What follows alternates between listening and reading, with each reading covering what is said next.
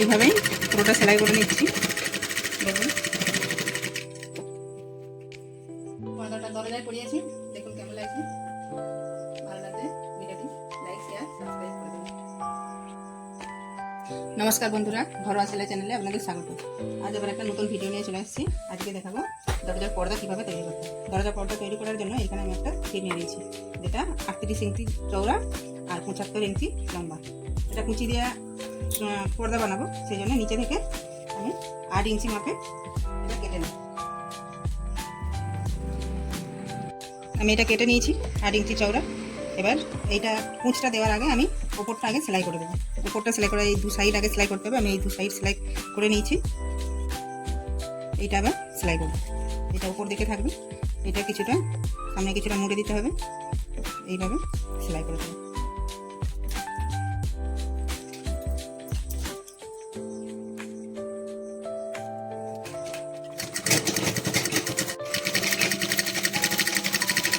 এই মোড়াটা যেন 4 ইঞ্চি থাকে, তাহলে এমনি দড়ি দিয়ে পোড়াতেও সুবিধা আর পাইপে পোড়াতেও সুবিধা।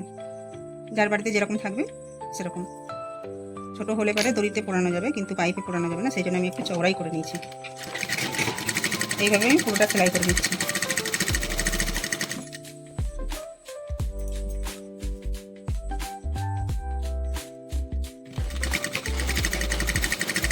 এটা ডবল সেলাই দিলে ভালো হয়। বাড়ির কাজ সবসময় ডবল সেলাই দেওয়ার চেষ্টা করবেন, জিনিসটা মজবুত হবে।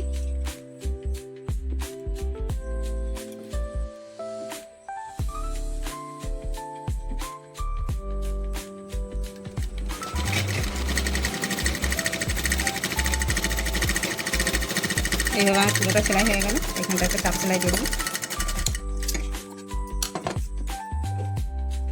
এবার এই নিচেটায় এবার কুচি দেবো। নিচেটা সেলাই করার দরকার নেই, এই দু সাইড সেলাই করছি, এই নিচে সাইড সেলাই করার দরকার নেই। এবার কুচি দেওয়ার জন্য আমি এইটাকে সোজাভাবে পাতবো।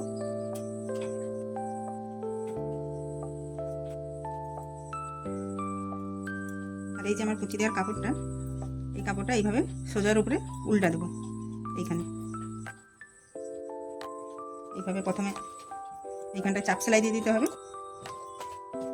এইখানটায় আমি 4 ভাগ করে এইখানটায় দাগ দিয়ে রেখেছি, দাগে দাগে মিলিয়ে আমি সেলাই করে নেব। এইটার মধ্যে এই কাপড়টাকে ফেলাতে হবে। এরকম হিসাব করে না নিলে কুচ ছোটো বড়ো হয়ে যাবে, কোথাও ঘন কোথাও বা পাতলা হয়ে যাবে। সেই জন্য এইটাকে ভালো করে হিসাব করে নিতে হবে। পাটটা সোজা করে নিয়েছি, আর এই কুচি দেওয়ার কাপড়টাকে ওর উপরে উল্টে দিয়েছি। দুদিকটাই সোজা, এই যখন সেলাই হবে তখন উল্টে দিলেই দুদিকেই সোজা হয়ে যাবে। এবার আমি এইখানটায় চাপ সেলাই দিয়ে এবার কুচিটা দিয়ে দেবো।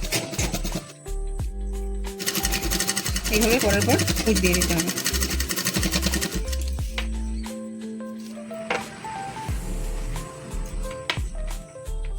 এই মাথা সমান রেখে এদিকটা ঠিক করে এইভাবে দিয়ে দিতে হবে।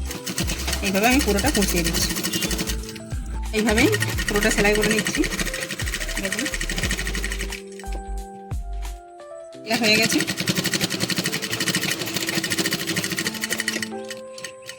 কেটে নিচ্ছি। এবার উল্টিয়ে আর একটা সেলাই দিয়ে দেবো। এই কাপড়টাকে এইভাবে রাখতে হবে, কাপড়টাকে এই উপর দিকে রেখে আর একটা সেলাই দেবো।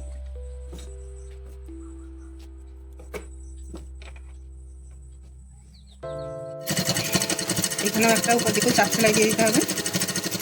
এইভাবে আমি পুরোটা সেলাই করে নিচ্ছি।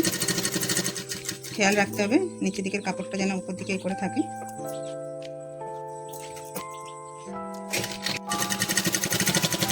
পুরোটা সেলাই হয়ে গেছে। একটা চাপ সেলাই দিয়ে দিলাম। এবার আমি পর্দাটা পরিয়ে দেখাবো। পর্দাটা দরজায় পরিয়েছি।